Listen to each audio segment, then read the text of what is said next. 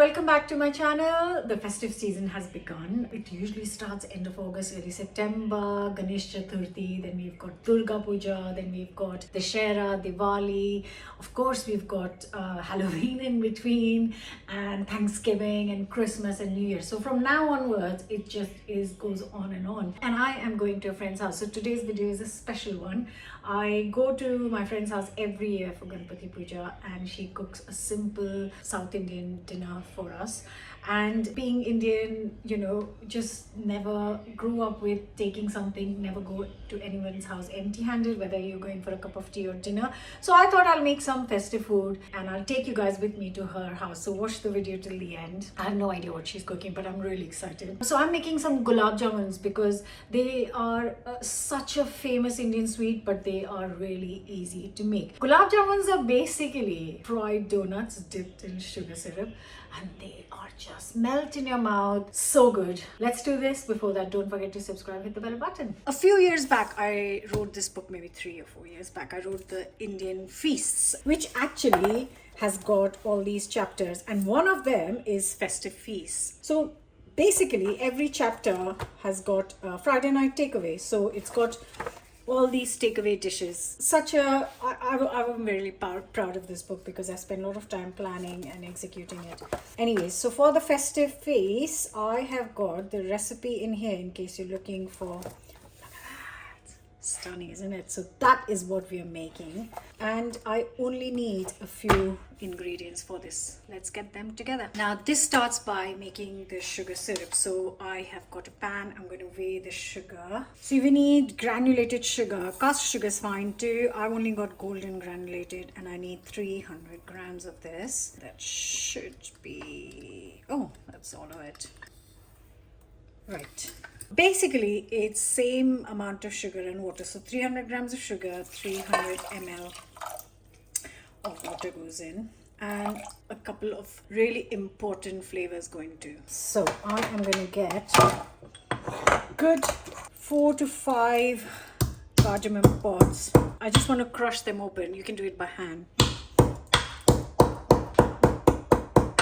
Also going in is a teaspoon of rose water in there. I just bring this to a boil, so it goes on the hob, and I am going to bring it to a boil so that the sugar dissolves. The sugar that's in it will dissolve, and while it comes to a boil, it takes 2-3 minutes. I'm going to get the ingredients for gulab jamun together. So for the dough, I have got here 100 grams of milk powder. Now buy the whole milk powder, please. And then I have got 40 grams of plain flour, which is maida or all-purpose flour. So this has come to a boil. Make sure that the sugar has dissolved, and then just lower the heat and let it simmer for 2 minutes only while I am going to prepare the dough. To this goes in half a teaspoon of baking powder, which is going to help puff it up.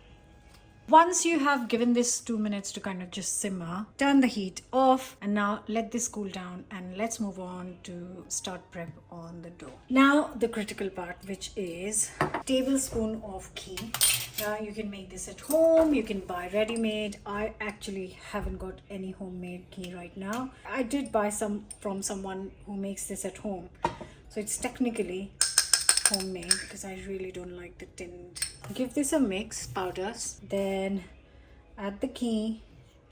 Because it's warm, it's not like completely solid, which is perfect. And then I'm just gonna rub the ghee into the flour to get kind of breadcrumb texture. Right, that's looking perfect. I'm gonna get last ingredient here. So here I'm gonna take 4 tablespoons of whole milk. And I'm going to get 1 tablespoon of yogurt. You could use natural, you could use, that yellow is the ghee, by the way. My yogurt is not off. Now I just give it a mix. So while I'm going to prepare this, I have also just put some oil on the hob for deep frying. Traditionally, and sometimes I fry this in ghee. I haven't got enough ghee. I've only got this little jar, which is not going to be very helpful. So I am just frying this today in oil. This is going to be a little sticky dough. And because it's such a quick dessert to make, once you're at this stage, you can't just faff around. Just make it and fry it and like kind of. Then you can keep it for, at least 3-4 days, but you have to make it immediately. So I didn't use that last tablespoon. Now you do need this for a few minutes. So you just want to give it a good couple of minutes, just smashing it down. It's not like that kind of dough kneaded like frat bread, but more delicate, like rasgulla actually. And then as you keep doing it, it gets less sticky. As you can see, it's come off my hands and it's not sticking. Once you have the dough, in the book I have said it makes 14 normal size. If you want to make them bigger, you can make bigger. If you want to make them smaller, so you can decide what size of gulab jamun you're looking for. Okay, so I am going to make 8 and 8/16. Doesn't have to be exactly the same size. Now you shape them into kind of smoothish balls. Then I'm going to take it over to fry.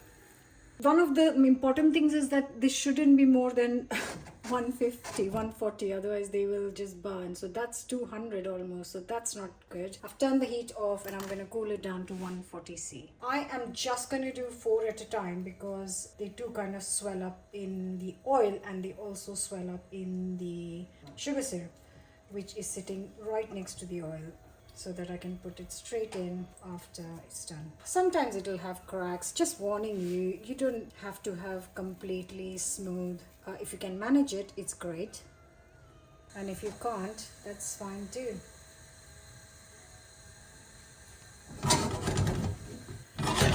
Make sure your oil is deep enough. Not like me, so shallow. And then once they are ready, they go straight into our syrup. Straight in. They come out, they go straight in. Then I'm going to give it 5 minutes in here.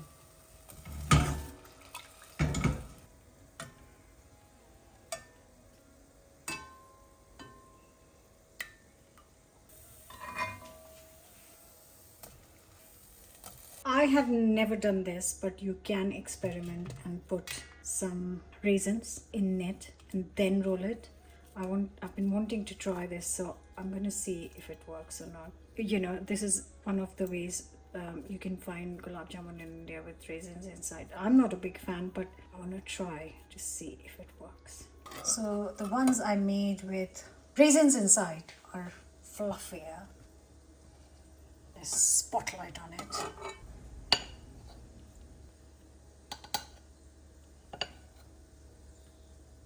Now you can serve it as it is. I always finish it with some pistachio. It just looks so much nicer.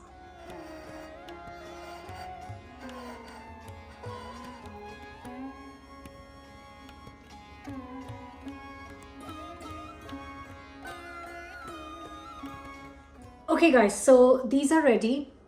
The rest are in the pan soaking in the syrup. I'm gonna go get dressed and I'm just gonna pack it in a nice little box to take it to my friends.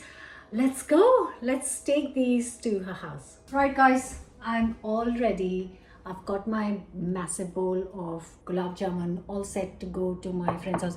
I can't taste it now because I am taking it for a puja and we don't eat before the prayers are done. So I'm going to tell you once I get there. Let's go.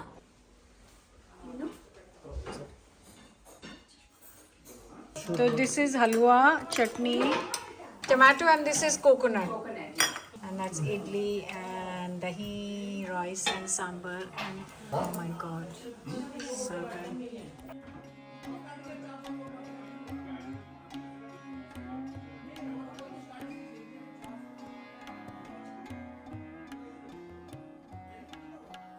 Right, I am back from a friend's house. Her food is incredible. It's not the first time, we've been friends for years, but she cooks the similar dishes every Ganpati and it's always amazing. Yeah, I have come back full and happy. Everyone loved the Gulab Jamuns. They were just perfect. The syrup had gone right to the center. They were soft and light. So that was a treat, and she packed me a little bit of food for tomorrow's lunch.